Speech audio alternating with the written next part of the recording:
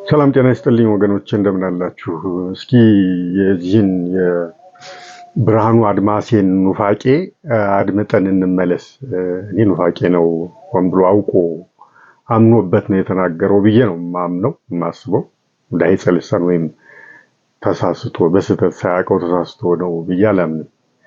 ምክንያቱም ከዚህ በፊት ስለ ቃል ኪዳኑ ታቦት የእግዚአብሔር ታቦት ዙሪያ ኑፋቄ ተናግሮ በዛ ዙሪያ ሰፊ ትንታኔ የያዘ ጽሑፍ መጻፍ ይታወሳል። ኑፋቄነቱን የሚያሳይ ማለት ነው። በቃል ኪዳኑ ታቦት ዙሪያ ባለው አስተምህሮ ወይም ግንዛቤ እምነት የልጁ ማለት ነው ሰውየው። ከዛ ደግሞ ቀጠለና ቅርብ ጊዜ ደግሞ በቅድስት ሥላሴ ስዕለ አድኅኖ ዙሪያ እንዲሁ ኑፋቄ ተናግሯል።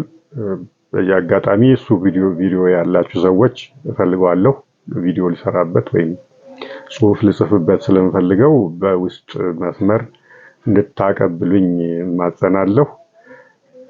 ሌሎችም አሉ የተናገራቸው ኑፋቄዎች። ስለዚህ እኔ መናፍቅ ነው ብዬ ነው የማምነው። አይ መናፍቅ እንኳን አይደለም የምትሉ ካላችሁ ደግሞ እንግዳውስ ደንቆሮ ነው ወይም በነገረ መለኮት ጉዳይ ዙሪያ ጥልቅና ጥብቅ መረዳት የለውም ማለት ይሆናል ማለት ነውና እስቲ ቪዲዮውን አዳምጠን እንመለስ ለትችቱ። ከዘላለም ቅጣት ሞት ግን አዳኙ ኢየሱስ ክርስቶስ ብቻ ነው። ስለዚህ ለዚህ ጭማሪ የለውም። ተክልኝ ለዚህ ጭማሪ የለውም። ብቻውን አዳኝ ነው የሚለው የእመቤታችን ራሱ አዳኙ ኢየሱስ ክርስቶስ ነው። የተክለ ሃይማኖት ራሱ አዳኙ ኢየሱስ ክርስቶስ ነው። የጊዮርጊስ አዳኙ ኢየሱስ ክርስቶስ ነው።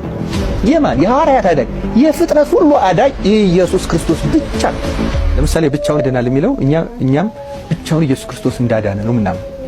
ሌላው ቀርቶ ተክልዬ እርግጥ በእኛ በኦርቶዶክስ ቤተክርስቲያን መዳንና ቤዛን በደንብ አድርገን እንገልጻቸዋለን። ለምሳሌ ማዳን የእግዚአብሔር ነው ይላል መጽሐፍ ቅዱስ። ኃይል እግዚአብሔር ነው፣ ማዳን የእግዚአብሔር ነው ይላል።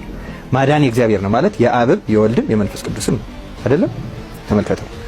ቤዛ የሚለውን ስናመጣ ግን ለወልድ ብቻ ነው የምንሰጠው። ለምንድን ነው ለወልድ ብቻ የምንሰጠው? ተመልከት።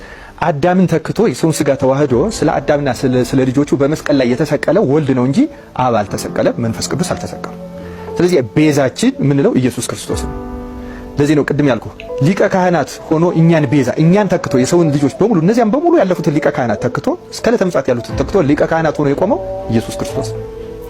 በዛ በኦሪት ሲሰው የነበሩ መስዋዕቶችን በሙሉ አሳልፎና ሽሮ ወደፊትም ሌላ መስዋዕት እንዳይሰዋ አድርጎ ብቸኛ መስዋዕት ሆኖ የቆመው ኢየሱስ ክርስቶስ ነው። ስለዚህ ቤዛችን ነው፣ ትካችን ነው። ሌላ መስዋዕት የለንም፣ ሌላ ሊቀ ካህናት የለንም። ከአብና ከመንፈስ ቅዱስ ጋር ሆኖ ደግሞ እንደ ሊቀ ካህናት ራሱ ያቀረበውን እንደ መስዋዕት ሆኖ የቀረበውን ተቀብሎ መዳንን ለሰው ሁሉ ሰጠ። ሁሉ መዳንን ይወርሱ ዘንድ ይል የለም፣ መዳንን እንወርሰዋለን። ውርስ በዚህ በተለምዶም እኮ ውርስ አንዱ ሲሞት የምታገኘው ነው አይደለም? ክርስቶስ በመሞቱ እኛ መዳንን ወረስን፣ ከሱ ወረስን። ተመልከት። ስለዚህ ተመልከት፣ ቤዛ ምንለው እንኳን ሌላውን ማለት ነው እንኳን ፍጡራንን ቤዛ ብለን ልንጠራቸው እንችላለን አሉ። ከዘላለም ቅጣት ሞት ግን አዳኙ ኢየሱስ ክርስቶስ ብቻ ነው። ስለዚህ ለዚህ ጭማሪ የለውም። ተክልኝ ለዚህ ጭማሪ የለውም። ብቻውን አዳኝ ነው የሚለው የእመቤታችን ራሱ አዳኟ ኢየሱስ ክርስቶስ ነው።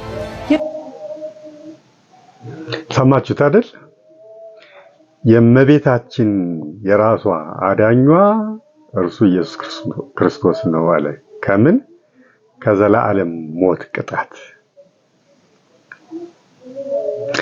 ይሄ የቤተክርስቲያን ትምህርት አይደለም ወገኖቼ፣ ኑፋቄ ነው፣ ክህደት ነው። ምን እያለ ነው? ወላዲተ አምላክን ምስጋና እና ክብር ይግባትና ጥንተ አብሶ አለባት የአዳም ኃጢአት፣ በደል፣ እርግማን አዳም በመበደሉ ምክንያት አይደለም የዘላለም ሞት ቅጣት ተጥሎበት የነበረው ክርስቶስ መጥቶ በመስቀል ተሰቅሎ የሻረው ሞት ማለት ነው። እሱ አለባት እያለ ነው። ከሱ አድኗታል። ማን? ክርስቶስ። የራሷ የእመቤታችን አዳኝ ነው ያለው። ልብ ብላችሁ ሰምታችሁት ከሆነ ኢየሱስ ክርስቶስ ነው። ከዛ ቅዱሳንን አቡነ ተክለ ሃይማኖትን፣ ቅዱስ ጊዮርጊስን፣ ሌሎችንም ጠቀሰ። እሱ ችግር የለውም፣ እውነትም ነው። እመቤታችን ግን ከዘላለም ሞት ድናለች ወይ? እንደኛ ክርስቶስ በመስቀሉ ከዳኑት ውስጥ ናት ወይ ነው አሁን ጥያቄው። አዎ ብለን ካልን ምን እያልን ነው? የዘላለም ሞት ቅጣት መርገም ተሸካሚ ናት ወይም ጥንተ አብሶ አለባት እያልን ነው። ይሄ ፈጽሞ የቤተክርስቲያን አስተምህሮ አይደለም ወገኖቼ። ታውቃላችሁ ቤተክርስቲያናችን እመቤታችንን ጥንተ አብሶ የለባትም ወይም የአዳም በደል የአዳም እርግማ የለባትም፣ እንዲያውም ዳግማዊት ሔዋን ብላ ነው የምትጠራት እመቤታችን ክርስቶስን ዳግማዊ አዳም። ምን ማለት መሰላችሁ? ዳግማዊ አዳም ሲባል ክርስቶስ አዳም ከመበደሉ በፊት የነበረውን ንጽህና የያዘ ነው ማለት ነው። እመቤታችንንም ዳግማዊት ሔዋን ብላ ቤተክርስቲያን ስትጠራት ምን እያለች ነው? ሔዋን ከመበደሏ በፊት የነበራትን ንጽህና የያዘች ናት። ማን? ወላዲተ አምላክ እመቤታችን ማለት ነው። ስለዚህ ክርስቶስ ዳግማዊ አዳም ይባላል፣ እመቤታችን ደግሞ ዳግማዊት ሔዋን ትባላለች። በንጽህና ከመበደል በፊት ከውድቀት በፊት ከእርግማን በፊት የነበራቸውን አዳምና ሔዋን ንጽህና የያዙ ናቸው የሚል ኮንሴፕት የያዘ ነው። ስለዚህ ምን ማለት ነው? የአዳም ዕዳ በደል እርግማን ወይም ጥንተ አብሶ የለባትም ማለት ነው። ይህንን ጉዳይ በጥልቀት መረዳት ከፈለጋችሁ ፌስቡክ ግቡና እዛ የጻፍኩት ረጅም ጽሑፍ አለ፣ እሱን አንብቡ። አሁን እኔ እዚህ ልጠቅስ የፈለግኩት ምንድነው? የእመቤታችን አዳኟ ብሏል ይሄ ሰውዬ። ከምንድን ነው ያዳናት? መጀመሪያ እሷን ጠራ፣ ከዛና አቡነ ተክለ ሃይማኖት እነ ቅዱስ ጊዮርጊስ የነዚህ ሁሉ ከዘላለም ሞት ብቻውን አዳኝ እሱ ክርስቶስ ነው።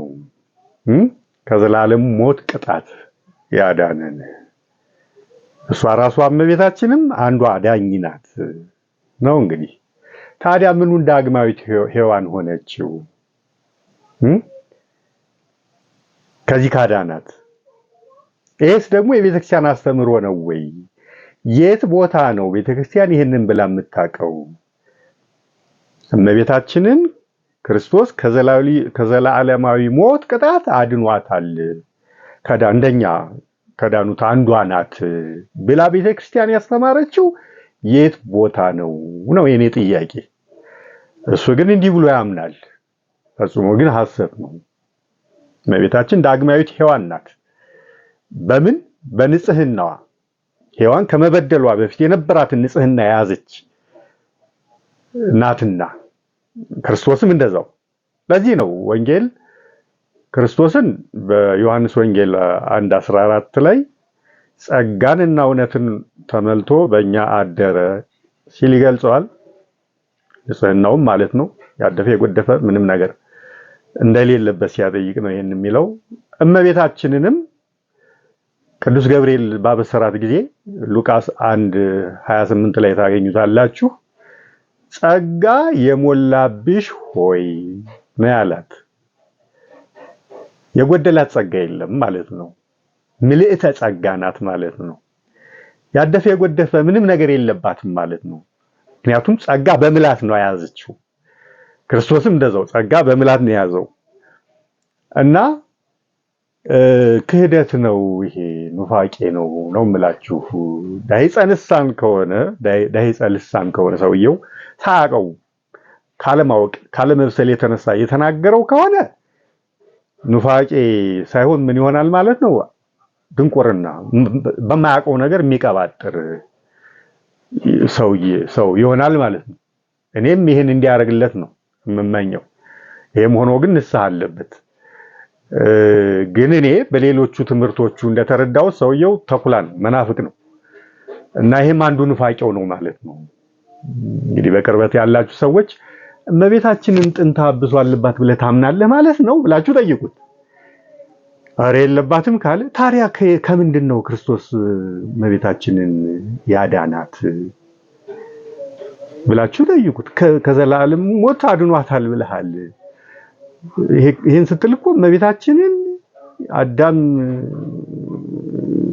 ሲረገም የተጣለበት ቅጣት አለባት ብለህ እያልክ እኮ ነው። እንዴት ታዲያ እንዲህ ትላለህ? የለባትም ብለህ ካመንክ እንዴት ታዲያ እንዲህ ብለህ ትላለህ በሉት። እና ይሄ ክህደት ነው። እኛ ግን ሌሎቹ ከእመቤታችን ውጭ ያለነው ግን በክርስቶስ መስቀል በክርስቶስ ሞት የአዳም እርግማን የአዳም በደል ወይም ጥንተ አብሶ ተደምስሶልናል። በጥምቀት ደግሞ ያጣነውን ልጅነት አስመልሰናል ወይም መልሶልናል። ጥምቀት የሥላሴ ልጅነት ለማግኘት አይደል አንዱ ጥቅሙ፣ ሌላው ደግሞ ለስርየተ ኃጢአት ነው እና ከእመቤታችን ከወላዲተ አምላክ ውጭ ያለ ነው በዚህ መልኩ ነው ክብራችን ልጅነታችን የተመለሰው። እመቤታችን ግን ተጠምቃለች እንዴ? ሲጀመር እመቤታችንን ተጠመቀች የሚባል አንብባችኋል?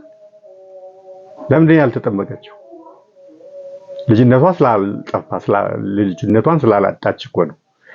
ዳግማዊት ሔዋን ስለሆነች ሔዋን ከመበደሏ በፊት ያላትን ንጽሕና የያዘች ስለሆነች እኮ ነው ያልተጠመቀችው። እና ክርስቶስ ሞት ለእመቤታችን የማይሆነው ወይም ለእመቤታችን የማይጠቅመው እርሷን ወይም ኤክስክሉድ የሚያደርግበት ምክንያት ጥንተ አብሶ የለባት።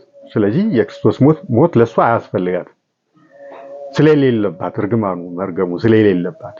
ሌሎቻችን ግን ከአዳምና ከሔዋን ጨምሮ ያለን ግን እርግማኑ ስላለብን የአዳም በደል የተሸከምን ስለሆንን ኮራፕት የሆነ ስጋን የተሸከምን ስለሆንን ወይም ጥንተ አብሶ ያለብን ስለሆንን የክርስቶስ ሞት ለኛ መድኃኒት ነው፣ ታድጎናል፣ አድኖናል ማለት ነው።